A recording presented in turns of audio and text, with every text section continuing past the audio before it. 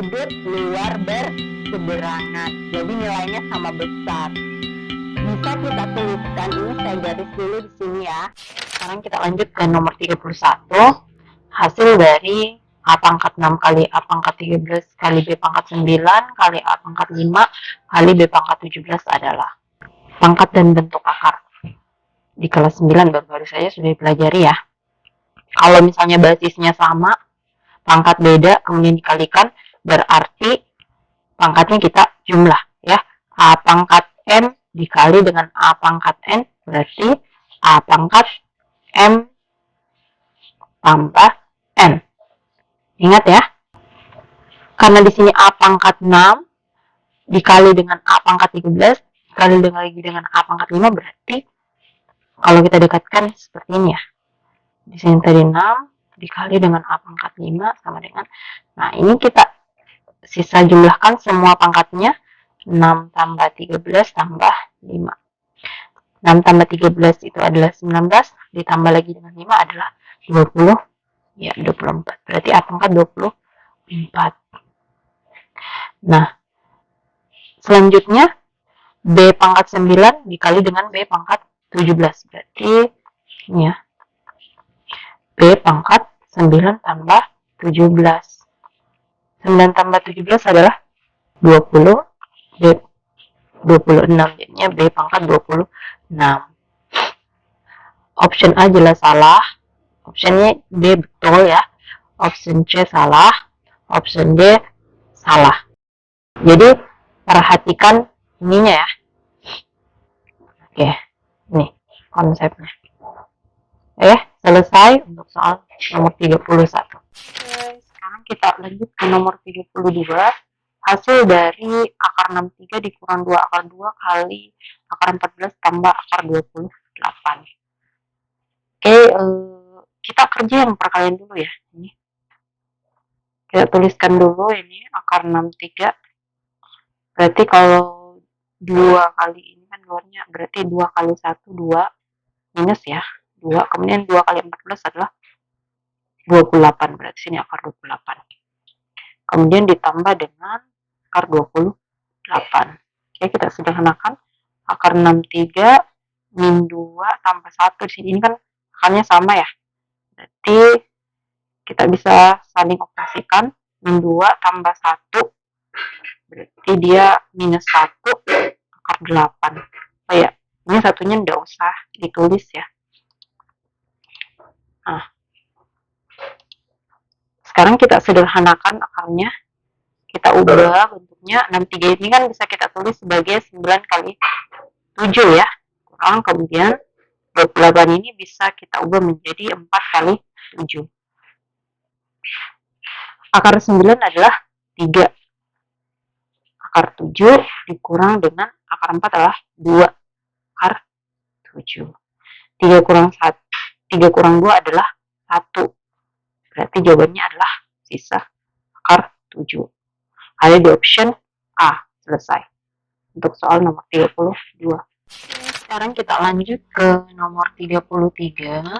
Keliling sebuah persegi panjang adalah 42 cm dan luasnya 108 cm kuadrat.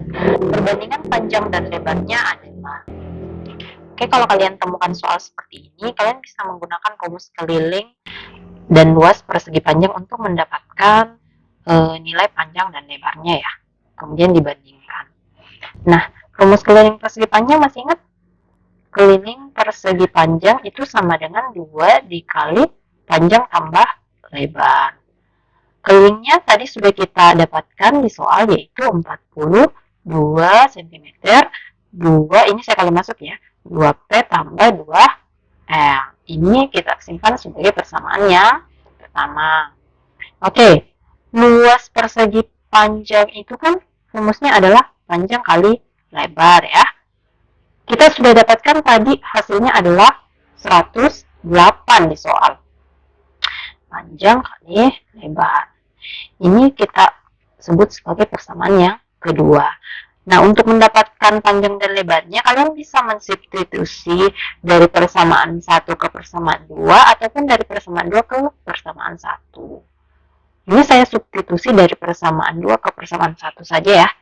Saya ubah dulu bentuknya. Dari persamaan 2 tadi kan 108 ini kan sama dengan, atau saya ubah, saya balik ya. Oh. Oke. Panjang kali lebar itu sama dengan 108. Berarti kalau saya mau cari panjangnya, saya bagi antara 108 dengan lebarnya ya. Ini saya substitusi ke persamaan yang pertama. Saya ubah dulu bentuknya ya.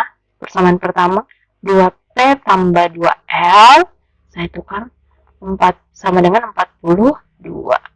Substitusi P sama dengan 108 per L. Berarti P-nya saya ganti dengan 108 per L. 2 dalam kurung 108 per L. Ini ditambah dengan 2L sama dengan 42. Mau dikali dulu ini juga boleh. 2 kali 108 ini saya lanjut di sini ya. Nah, 2 kali 108 itu adalah, kalian boleh cakar kalau ini, kalian harus rajin-rajin mencakar ya. Kali 2, 2 kali 8 ini kan 16, 1 turun 1 ya, 0 kali 2, 0. Berarti 1 kali 2, 2. Nah, oke. 216 per L ditambah 2L sama dengan 42. Oke, kita hilangkan dulu L-nya ya. Semua kita kali dengan L. Oke, supaya pecahannya hilang. Nah, ini kan habis coret ya dengan L kalau dikali. Sisa 216. Kemudian 2L dikali dengan L adalah 2L kuadrat ya. Sama dengan 42 dikali L adalah 42L. Oke, setelah itu kita samakan dulu dengan 0 ini ya. 4, kita pindahkan yang pangkat tertinggi ke depan, yaitu 2L kuadrat. Kemudian 42 kita pindah ruas, dari plus berubah jadi minus 42L. Kemudian ditambah dengan 216 sama dengan 0. Oke, kalau lihat model seperti ini, kira-kira diselesaikannya bagaimana? Masih ingat persamaan kuadrat? Ya, berarti kita faktorkan ya untuk mendapatkan nilai L-nya. Tapi sebelum itu, coba kalian perhatikan, semua ini ada 2, 42, 216, ini semua bisa dibagi 2. Jadi ini kita bagi 2 dulu ya. Kita bagi dengan 2. 2 bagi 2 kan 1, berarti sisa L kuadrat. 2 bagi 42 adalah 21. Nah, di sini minus, berarti minus 21. L ditambah 216 bagi 2, tadi ya, 108. Ini kan sama dengan 0. Oke, ini sisa ini yang kita faktorkan. Kita faktorkan, berarti di sini L, di sini L. Kalau misalnya dikali dapatnya 108, kemudian dijumlah itu dapatnya minus 21. Kita catat di sini ya. Perkalian yang hasilnya 108. Berarti 1 kali 108 ya. Sekali lagi 2 kali 54 ya. Ini juga 108. Kemudian 36 kali 3 ya, ini juga 108. Kemudian 27 kali 4 ya. Ini belum ada ya yang kalau dijumlah dapatnya 21. Kemudian 6 kali 18 belum ya. Ini juga kalau dikali dapat 108. Selanjutnya 9 kali 12. Oke. Ini 100, kalau dikali 108. Ini kalau dijumlah dapat 21 ya. Berarti kita bisa gunakan yang ini. 9 kali 12. Sini 9, di sini 12. Berarti di sini karena di sini minus, berarti di sini harus minus ya, karena mesti dijumlah dapatnya minus 21. Jadi kalau dikali minus 9 dengan minus 12 adalah positif 108. Jadi lebarnya itu adalah 9 atau 12. Kalau lebarnya 9, maka panjangnya itu sama dengan berapa yo? Ini tadi ya. Ini yang didapatkan ini. Dari persamaan yang kedua. Masukkan saja nilainya. Berarti kan P-nya 108 per L-nya tadi 9. Berarti 108 per 9 adalah 12 ya. Nah, berarti kalau ini lebarnya 12, tipinya adalah 9, kebalikannya ya. Nah, kira-kira perbandingan mana yang cocok? Kalau misalnya panjangnya kita bandingkan dengan lebarnya, kalau misalnya panjangnya 12, lebarnya adalah 9.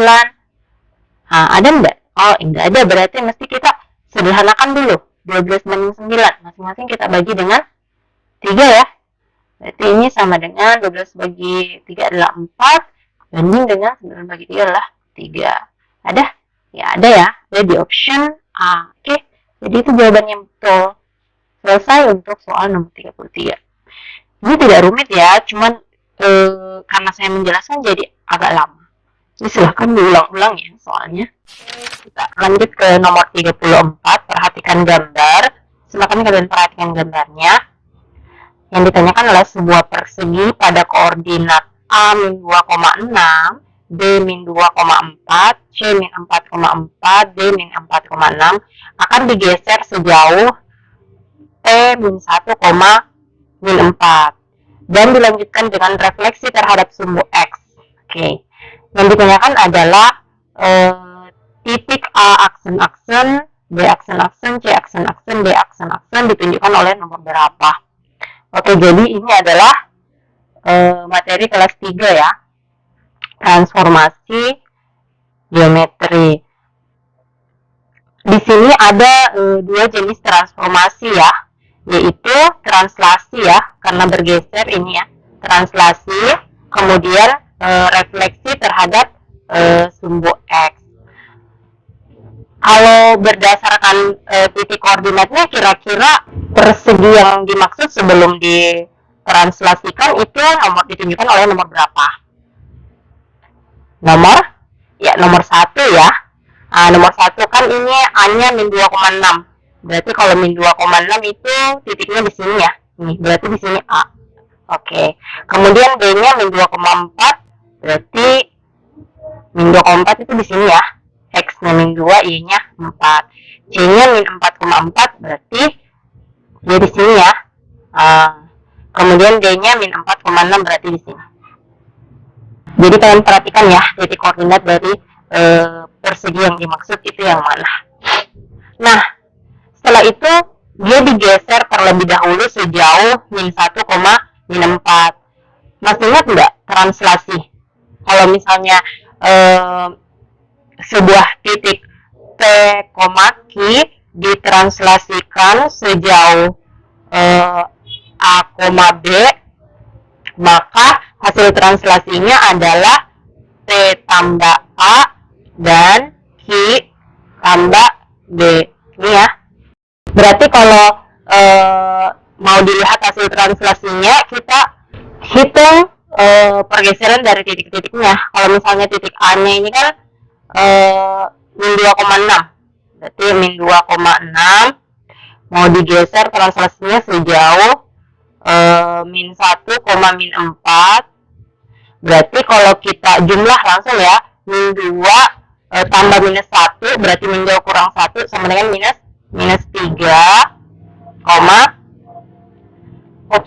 ini adalah A aksen ya.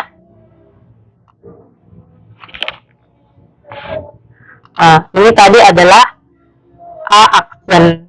Berarti -3, kemudian 6 dikurang dengan 4 ditambah -4 jadinya kan 6,4, itu adalah 2. Jadi A aksennya adalah -3,2. Dari semua gambar yang menunjukkan dari titik A ini menjadi A aksen -3,2 itu hanya gambar yang 4 ya. Berarti hasil translasinya itu ini ya -3,2 ini ya, ini berarti A aksen di sini. Berarti kalau hasil translasi dari persegi tadi ditunjukkan oleh nomor 4. Nah, A aksen-aksen yang mana? Karena di sini direfleksikan terhadap sumbu X, berarti ini adalah cerminnya ya. Sumbu X ini adalah cerminnya. Kalau direfleksikan terhadap sumbu X berarti ditunjukkan oleh nomor 3 ya. Kalau dia direfleksikan terhadap sumbu Y berarti dia nomor 5. Oke? Jadi pahami maksud soalnya ya. Saya kira ini mudah karena baru saja sudah dipelajari. Jadi yang benar adalah option C. Selesai untuk soal nomor 34. Sekarang kita lanjut ke nomor 35. Ada 3 cara dalam menentukan akar-akar persamaan kuadrat. Cara yang dimaksud adalah A. Memfaktorkan, melengkapkan kuadrat sempurna, dan menggunakan rumus geometri. B. Memfaktorkan, melengkapkan kuadrat sempurna, dan menggunakan rumus persegi. C. Memfaktorkan, melengkapkan kuadrat sempurna, dan menggunakan rumus kuadratik. D. Memfaktorkan, melengkapkan kuadrat sempurna, dan menggunakan rumus teorema Pythagoras. Masih ingat persamaan kuadrat? Nah, jadi kalau sebuah persamaan kuadrat mau kita selesaikan, kan biasanya kita menggunakan 3 cara ya. Yang pertama, difaktorkan ya terlebih dahulu. Kalau misalnya mau cara kedua, bisa menggunakan melengkapkan kuadrat sempurna ya. Dan yang ketiga itu apa? Rumus sama biasanya. Biasanya kan kalau di kelas itu rumus ABC. Nah, itu biasa juga disebut dengan rumus kuadratik ya. Jadi yang benar adalah option C. Oke, sekarang kita lanjut ke nomor 36. Titik A dengan koordinat 12,-8 didilatasi dengan faktor skala -1/2. Hasil dilatasi tersebut ditranslasikan lagi sejauh 3 satuan ke kiri dan 5 satuan ke atas. Yang ditanyakan adalah bayangan akhir dari titik A adalah. Oke, ini masih di transformasi ya. Ada 2 jenis transformasi yang dilakukan pada soal ini, yaitu dilatasi dengan translasi ya. Dilatasi dulu baru ditranslasikan. Oke. Titik A 12,-8 kalau dia didilatasi dengan faktor skalanya adalah -1/2. Berarti ini terhadap titik pusat 0,0 ya, karena tidak ada yang dikatakan pusatnya. Berarti ini faktor skalanya dengan faktor skalanya -1/2. Masih ingat tidak kalau dilatasi? Misalkan titik X, Y didilatasi dengan faktor K, berarti untuk mendapatkan titiknya yaitu X dikali dengan K ya, KX atau XK dengan YK. Harusnya, nah saat ini saya perbaiki dulu ya.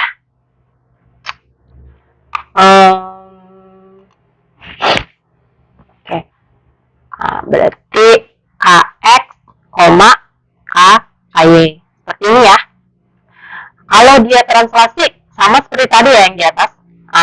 Ini dulu dikerja.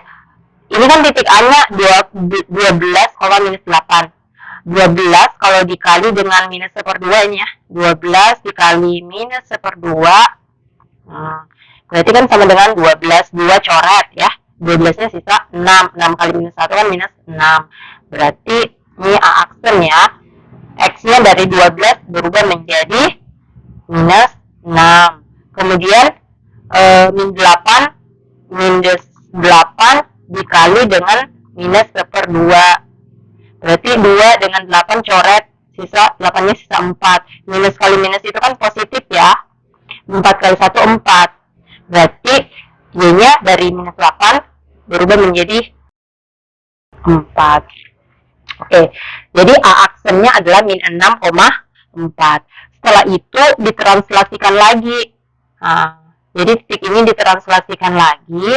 Perhatikan, hati-hati di sini ya. Di sini dikatakan translasinya 3 satuan ke kiri dan 5 satuan ke atas. Kalau misalnya dia ke kiri untuk sumbu X ya, ke kiri dan ke kanan. Kalau ke kiri berarti minus. Kalau ke kanan berarti positif. Karena di sini dikatakan 3 satuan ke kiri, berarti X-nya di sini adalah -3. Ya, kemudian 5 satuan ke atas. Nah, kalau tadi sumbu X itu ke kiri dan ke kanan, berarti kalau sumbu Y itu kan ke atas dan ke bawah. Kalau ke atas positif, ke bawah itu negatif. Berarti di sini -3, karena ke atas berarti positif 5. Nah, berarti dia bergeser sejauh -3,5. Sama seperti tadi caranya kita jumlah.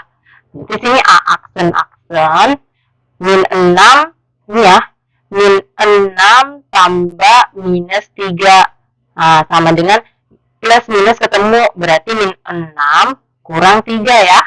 Nah, min 6 kurang 3 itu sama dengan minus 9. Nah, berarti di sini X-nya berubah jadi minus 9. Kemudian 4 ditambah dengan 5. Ini langsung ya, sama-sama positif berarti 9. Jadi ini berubah jadi 9. Nah, aksen-aksennya atau titik akhirnya adalah minus 9,9, berada di koordinat minus 9,9. Ada di option B. Oke. Selesai untuk nomor 36. Oke, sekarang kita lanjut. Perhatikan dua gambar sebangun berikut. Yang ditanyakan panjang sisi PQ adalah. Oke, kesebangunan dan kekongruenan ya. Kita lihat dulu sisi-sisi yang bersesuaiannya. Karena di sini dikatakan sebangun, kemudian segitiga ini kan sama kaki ya. Berarti alas dari segitiga ini bisa kita lihat. Kalau di segitiga yang kecil ini kan alasnya AC. Kalau di segitiga yang besar adalah PR. Berarti AC per PR. Kemudian karena segitiga sama kaki berarti ini kan sama ya. Ini dengan ini.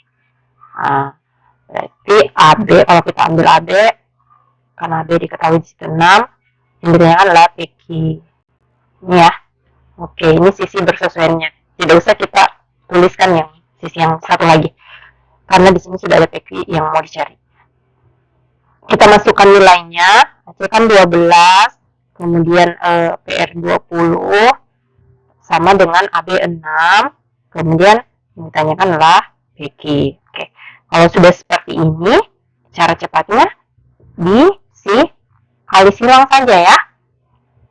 Berarti 12 dikali dengan PQ, 12P PQ sama dengan 20 dikali 6 ya, 20 kali 6.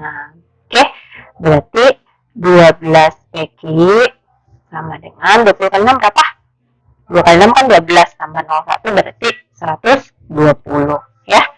Berarti PQ sama dengan 120 per 12. Nah, PQ sama dengan 120 bagi 12, 12 nya coret, berarti dapat 1 tambah 0, 10 cm, satuannya cm ya. Berarti PQ adalah 10 cm, ada di option B untuk nomor 37. Selesai ya. Sekarang kita lanjut ke nomor 38. Perhatikan gambar berikut. Bangun ABCD kongruen bangun WXYZ. Kalau tadi kesebangunan, ini kekongruenan. Yang ditanyakan panjang sisi BC. Berarti yang ini ya, sisi BC ini. Ini apa? Sisi miring ya. Karena ini trapesium ya. Karena dua trapesium ini kongruen, WZ 12 berarti karena WZ bersesuaian dengan sisi AD ya. Berarti AD juga 12 ya. Karena WX bersesuaian AB berarti karena WX 16 cm, sini cm ya, berarti AB juga 16 cm. Oke. Gimana nih cara mencari BC-nya? Silakan kalian tarik garis ke sini. Kita buat dulu garis di sini. Tadi tinggi dari trapesium ini kan ini ya, AD ini 12. Berarti di sini juga 12 dong ya. 12 cm. Di sini berapa? Ini berapa? Kurang saja. Tadi kan AB 16, kemudian DC-nya 11. Berarti 16 kurang 11 adalah 5. Berarti di sini ini 5 ya. Karena dari sini ke sini kan sudah 11, berarti sisanya sisa 5 cm. Sekarang sudah terlihat nih. Kita bisa pakai rumus apa untuk mencari sisi miring? Pakai rumus Pitagoras. Berarti akar dari, karena sisi miring yang ditanyakan adalah 12 kuadrat tambah ya. Karena sisi miring berarti pakai tambah 5 kuadrat. Kita hitung 12 kuadrat berapa? Ya, 144 ditambah dengan 5 kuadrat adalah 25.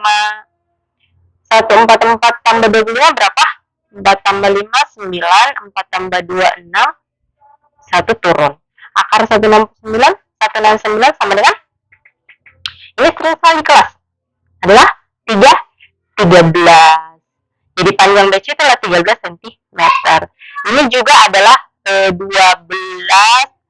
5, 13. Ini juga adalah triple Pitagoras ya. Jadi kalau kalian temukan sebuah segitiga siku-siku, kemudian sisi miringnya 13, kemudian salah satu sisinya ada 12 atau 5, berarti hafal aja nih triple-nya ya, biar nggak capek-capek lagi dihitung. Oke, selesai untuk nomor soal 38. Oke, sekarang kita lanjut ke nomor 39. Perhatikan gambar, silakan kalian perhatikan gambarnya. Situ ada gambar apa? Ya, ini adalah bangun ruang sisi lengkung ya, yaitu bola ya. Sebuah bola dengan jari-jari di sini harusnya jari-jarinya P ya, jari-jari P. Soalnya tidak lengkap. Memiliki luas permukaan 616 cm kuadrat. Yang ditanyakan adalah nilai P yang memenuhi adalah, berarti yang ditanyakan jari-jarinya ya. Oke, untuk soal seperti ini kalian bisa gunakan rumus luas permukaan. Kan sudah diketahui di soal ya, berarti kita gunakan rumus luas permukaannya saja. Luas permukaan bola, masih ingat rumusnya apa? 4 pi R pangkat 2. Luas permukaannya sudah didapatkan, yaitu 616.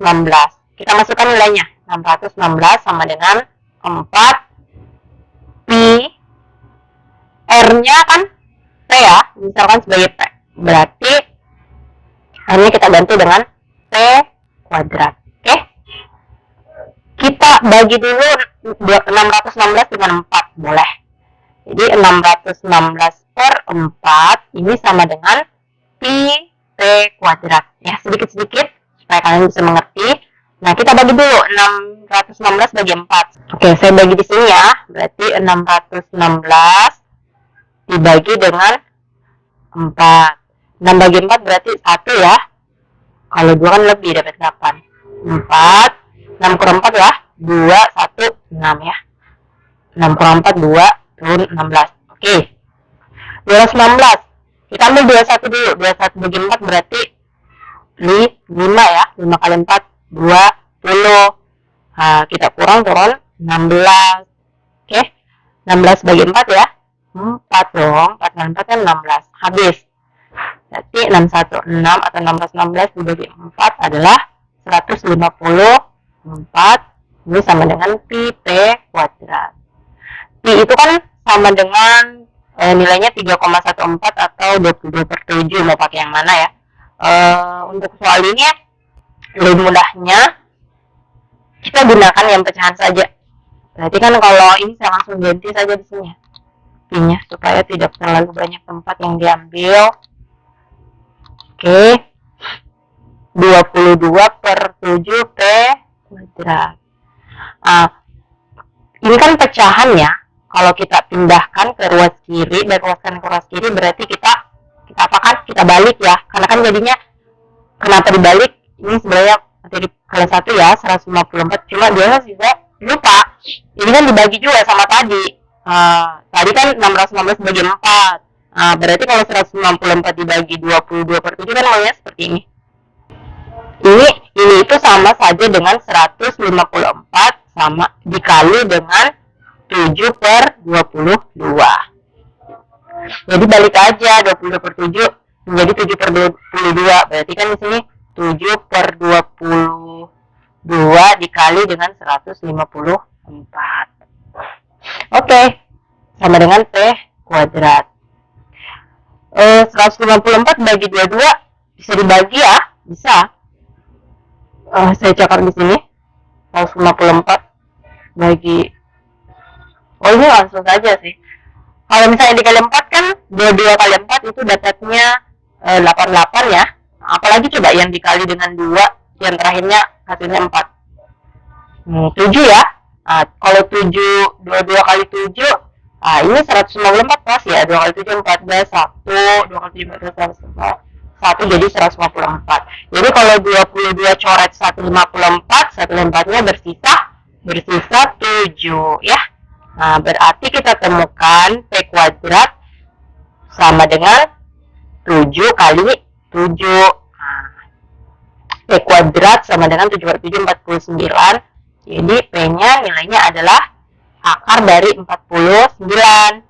Jadi P-nya sama dengan 7 cm ya. Oke. Ada di option A. Selesai untuk nomor 39.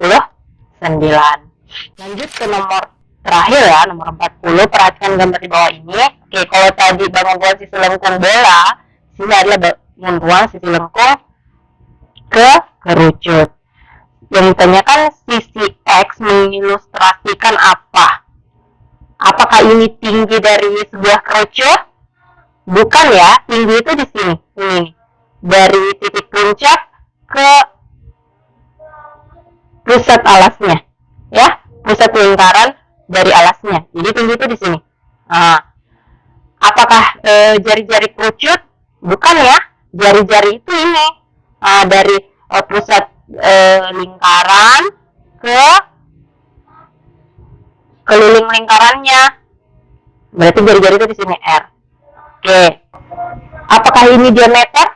Bukan, karena diameter itu kan 2 kali jari-jari. Berarti diameter itu dari sini ke sini, ya. Nah, itu semua diameter ya. Sorry, terhapus. Dari sini sampai sini. Nah, ini semua adalah diameter. Jadi jawaban yang betul adalah ini ya, garis pelukis. Jadi garis pelukis itu di sini. Atau biasa disimbolkan dengan S, ya, garis pelukis. Biasanya kalau di buku paket. Jadi jawabannya adalah D untuk soal nomor 40. Selesai.